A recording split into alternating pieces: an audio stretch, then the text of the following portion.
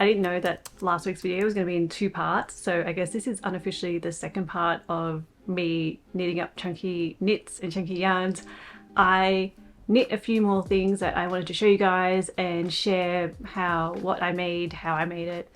And that's what's in this video. So if you clicked here for that, then that's what we're going to get. Next up, I am making this chunky beanie. This is one of my designs. It's just a cable chunky beanie. This was one of my first chunky knits I ever made, and it was like a gateway into using chunky yarns. I remember buying this yarn. This is from Wool and the Gang, and being like, this is so luxurious and it's so like soft. It's so nice to wear. So my husband has requested one, so I'm going to make one up in this color, and I might make a few more maybe at the end if I've got some scraps left over, but I'll make one up in this color now to use up all of my chunky yarn. I'm getting there very slowly.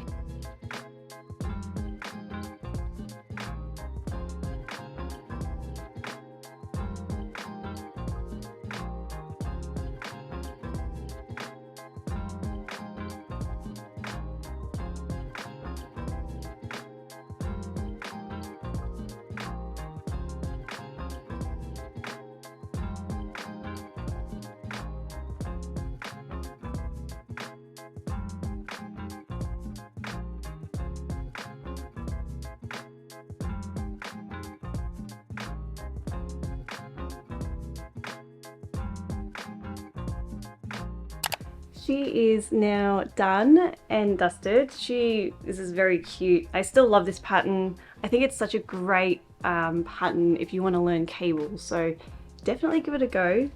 This is like a very snug fit for me.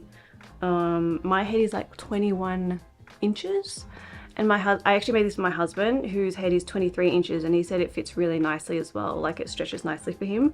I think it is snug on him, but he likes it snug, so keep that in mind if you do decide to make this. So this beanie is another beanie that was one of my very first beanies that I ever knit. I was practicing with, what is it? I was practicing just knitting and stitching and creating things myself. And yeah, I think I just really loved this garter stitch, but then that seam on the back is terrible. And I think this is one of the reasons why I don't like seaming, because I didn't actually look up how to seam, how to neatly fix this up. So I think I'm going to remake this. I think this will be a really cute pattern. Okay, if my tripod is moving, it's because my cat is moving the tripod. She's in her dickhead stage, and for some reason with my short hair, she seems to, no.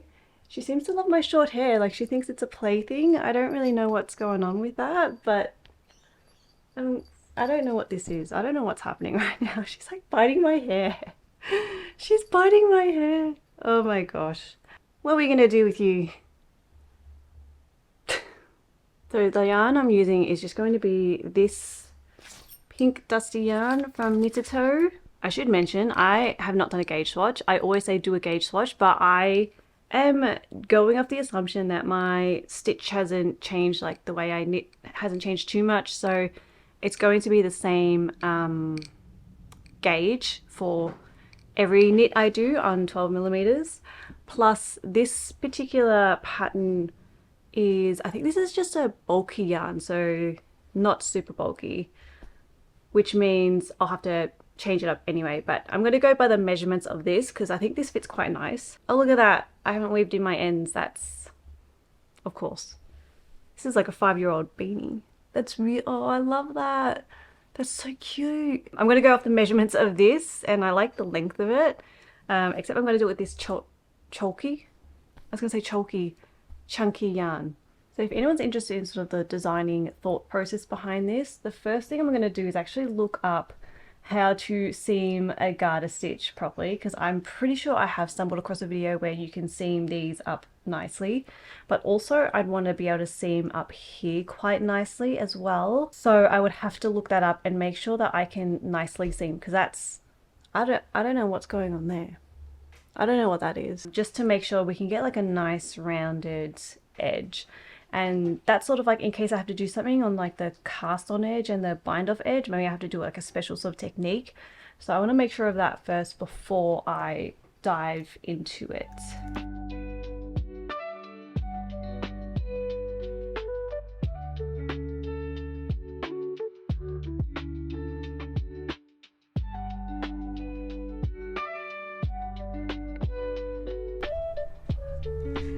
love my yarn, don't you? Oh.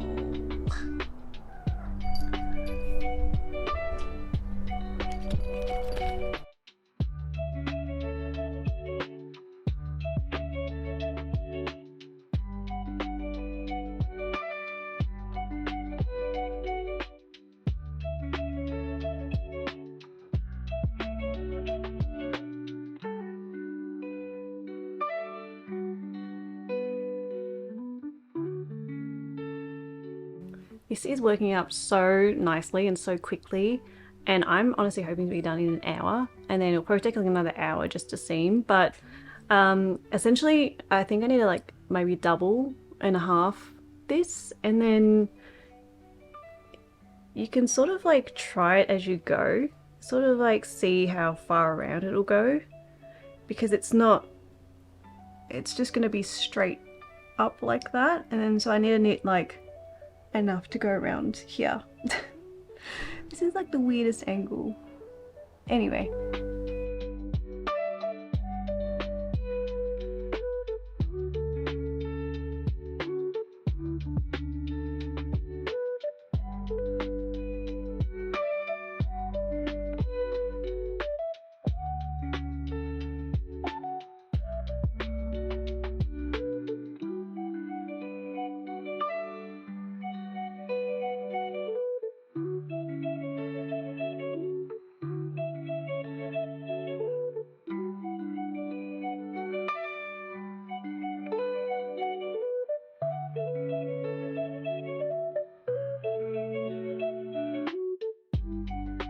I have just seamed up the stitches and it's almost perfect, but I made a bit of a mistake. You can sort of see there somewhere I picked up the wrong purl bump, so it looks a little bit dodgy, but I still like it. I still think it's good. I think if the stitches were better, it'd be like perfect. Also, I found that this roving sort of yarn, it splits. When I was trying to seam with it, it was just splitting and these were falling off it, which is why it also just doesn't look super perfect, but it still looks pretty good, I think. So I'm still kind of happy with it. Now I just have to seam this side here, I think. This did not turn out exactly how I wanted. That top seam doesn't look as good as I want it to. I think I followed the wrong tutorial for it. So I'm going to do that again. The seam here, you can still see it. So the rest of it is okay, but then the seam here, you can still see it. And I probably should have made this seam more on the back or something. Well, actually the side works. But I did just spend the last 50 minutes looking up how to fix these problems that I probably should have done a gauge swatch for, and then I wouldn't have these problems, but now I've got this whole beanie. So this is basically why I don't really show my design process. Firstly, it's all in my head and then I don't say it out loud. I'll forget to say things or I'll not fill in gaps, and so things won't really make sense. But secondly, it's because I'll spend the time to make an entire garment or accessory and then realize where I went wrong and then redo it all again. And that's a lot of time. And this process isn't really advisable. You should really do a gauge swatch. Okay, it's been a couple of days and I have like gotten distracted doing other stuff in the meantime. I made this bonnet while I'm knitting this chunky stuff, and I wanted to make this like really cute tie-up bonnet, but it's not like perfect exactly, but I still find this whole wavy thing to be really cute. So I do have plans for designs similar to this that I'll be looking into soon, but I am still on the chunky yarn knits and I'm trying to get all my chunky yarn knits out. So I started this last night. This is going to be a vest. So I drew up a little sample to give an idea of what I'm going for. It's like got a wavy little front, because again, wavy stuff. This is the general plan for this. I want to try it with this chunky yarn. I do think I would probably prefer to make this with a lighter weight yarn, like iron weight or something, but I'm going to see how this goes. This wasn't the original vest I was planning on making with this chunky yarn, so this is like the third vest idea I've had with this, but I'm going to go for it. Let's see how it ends up. I've just started working the back here and I'm going to work this up and see how we go with it. Hello, it is editing me and I am realizing that I did not record any part of this process at all. I think I just knit it and then moved on to the next thing.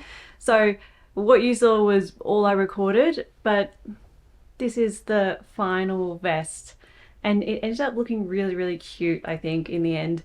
It worked out much better than I thought. It was actually quite a quick knit. I made the bottom here in a contrasting color and I don't remember if it was because I ran out of yarn or not, but I get the feeling it was because of that. I also added on these buttons here, which ended up working really well. I do remember though that I don't love these buttons because you can see they're sort of getting lost in the overall design. I think I would prefer like a white button, but for some reason at my local craft store there is no large white buttons, or they're all sold out and I can't find them anywhere. So I am stuck with these buttons on here for now, which is fine. But I really do love this and I think I do want to use this again in future for another design. Maybe for, I think I said before, a lighter weight yarn. Okay, so I cannot actually find a Garter Stitch raglan pattern for adults anywhere, which is strange, or even like a normal free pattern so that if you guys wanted to reference something and design something on your own, you can. The closest I found was this pattern here. If anyone is interested, it's by Loopy Mango. Yep, Loopy Mango. But it's actually a circular yoke pattern and that's not what I'm really after. I kind of want just a raglan, a regular raglan pattern. So instead what I'm going to do is I am going to, just based off my own experiences, write up a little guide, I guess, on how to knit this sweater. I already started here. So I've cast on 40 stitches here. I'm going to work like a small size. I'm hoping this fits. I've also got all of my colours here that I think I'll make like a little stripey sort of style. So much for not writing my own pattern again. So a bit more of an idea of how I'm coming up with the design elements of these. I'm doing a 2x2 rib, which I've started. It's a bit hard to see now, but I started with a 2x2 rib. I figured if I'm working a garter stitch, a 1x1 rib is also quite textured. So I figured a 2x2 rib, it is textured, but because it's got the 2 knit stitches next to each other and then 2 purls and 2 knits, it doesn't look as overly textured as a 1x1 rib. So I figured that would be a good separation for when you do garter stitch and it has those really lovely sort of squishy looking and feeling types of stitches.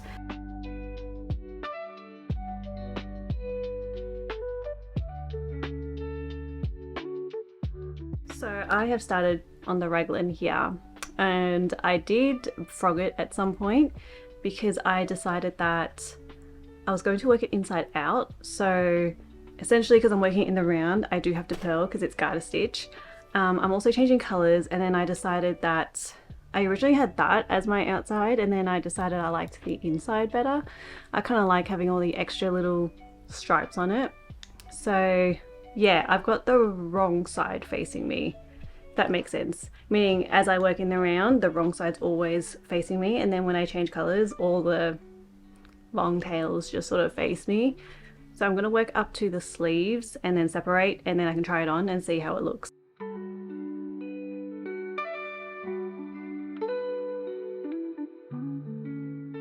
Future editing me again. This is the finished garment. I didn't end up showing it in that original video, but this is it. This is turned out so cute, to be honest. It's used up quite a lot of my yarn. So this is the stripy jumper. And it fits quite well, I think. It's really cute. And like I said before, I ended up using this as the outside and then the inside was just the regular sort of stripe, which I didn't love as much. I still have so many ends to weave in, which I'm not happy about that. So I'm just gonna leave it to the side a bit.